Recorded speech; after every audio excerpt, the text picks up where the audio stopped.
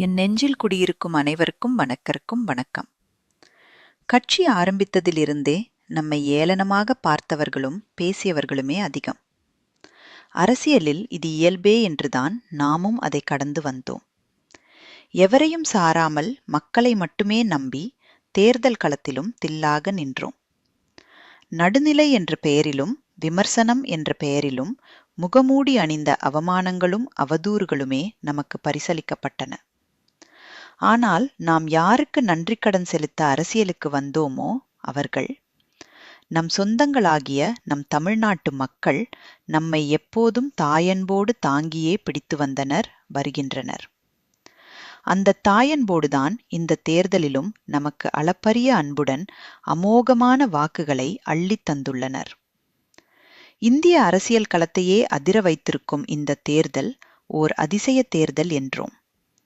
அது பல்வேறு வகைகளிலும் நிரூபணமானது.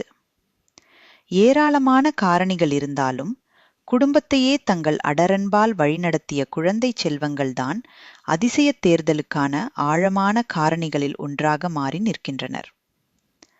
ஒரு மாபெரும் மாற்றத்துக்கான இந்த தேர்தல் அரசியல் போரில் வென்றது நம் தமிழக வெற்றிக் கழகம் மட்டுமன்று. தமிழக மக்களின் மனங்களில் ஆசை ஆசையாக வளர்த்தெடுக்கப்பட்ட உணர்வுபூர்வமான ஜனநாயகமும் தான். அதனால்தான் தமிழகத்தில் ஓர் அரசியல் கலாசாரமாகவே மாறி அச்சுறுத்திக் கொண்டிருந்த பணநாயகம் ஆழ குழிதோண்டி புதைக்கப்பட்டது. தமிழக வெற்றிக் கழகம் மாற்றத்திற்கான மாபெரும் முதன்மை சக்தியான அரசியல் இயக்கம் என்பது இதன் மூலம் ஆழமாகவும் அழுத்தமாகவும் நிரூபிக்கப்பட்டுள்ளது. நியாயமான நேர்மையான பார்வை கொண்ட அனைவரும் இதை அப்படியே ஏற்பர் என்பதே அடர் உண்மை. எக்காலத்திலும் நிகழவே நிகழாது என்றிருந்த மாற்றத்திற்கான அரசியல் வெற்றியை நிகழ்த்தி காட்டிய தமிழ்நாட்டு மக்களாகிய என் சொந்தங்களுக்கு என் வாழ்நாள் நன்றியை காணிக்கையாக்குகிறேன்.